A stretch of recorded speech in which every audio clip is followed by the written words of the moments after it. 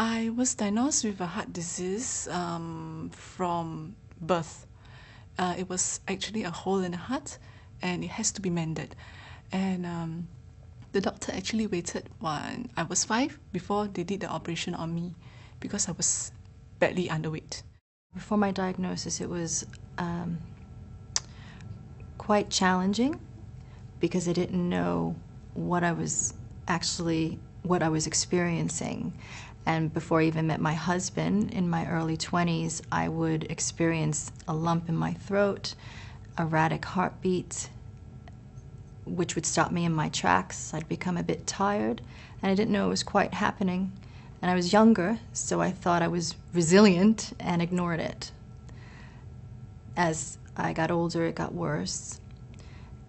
And then finally, I just decided that I needed to do something about it because I would have to probably sit and take a rest.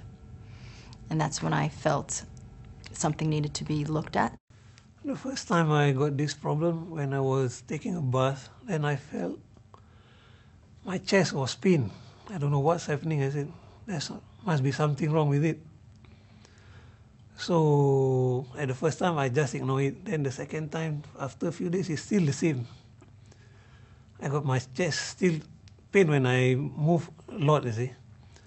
So then I decided, I told my wife, I have this problem when I'm moving fast or I'm taking my bath.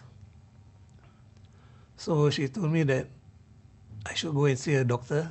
I actually had chest pain. So one day while I was bathing, suddenly I had intense pain, and I didn't take too seriously about it. But another week later, the same thing happened. So I felt that this cannot be. I've not experienced such pain before.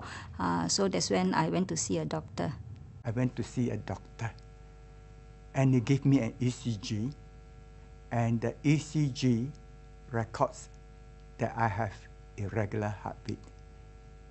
And then he referred me to a cardiologist. I was recommended to a specialist.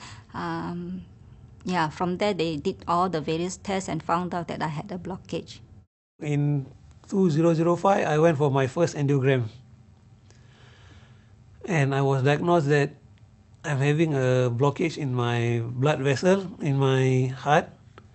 It was about 50% blocked to most of the major arteries. When I was finally diagnosed with the mitral valve prolapse, I felt a bit relieved but a bit nervous because I didn't know the impact it would be long-term. When I was diagnosed, that's when I also found out I was pregnant with my first child. And when you are pregnant, you have a hormonal shift which aggravates your heart, and you tend to get more erratic arrhythmias.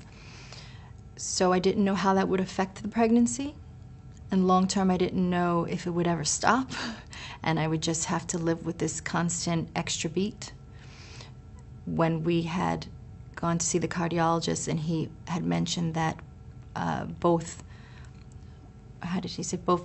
valves were prolapsed and there was a little bit of leakage, the language was a bit scary to me.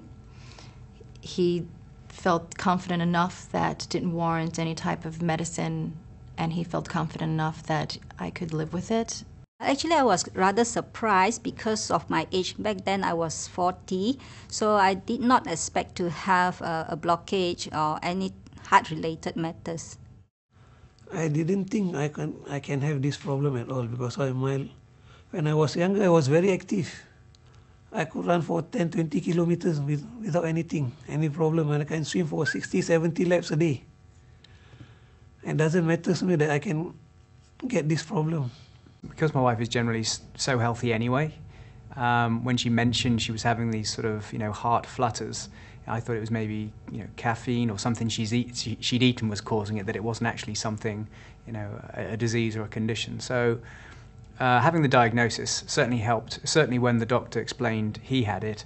And if I remember right, he said, people with this condition can experience up to 10,000 extra beats in a day, and Monique was experiencing about 3,000. So he said, you're well within a safe range, and once you know it's safe, you probably won't notice it so much.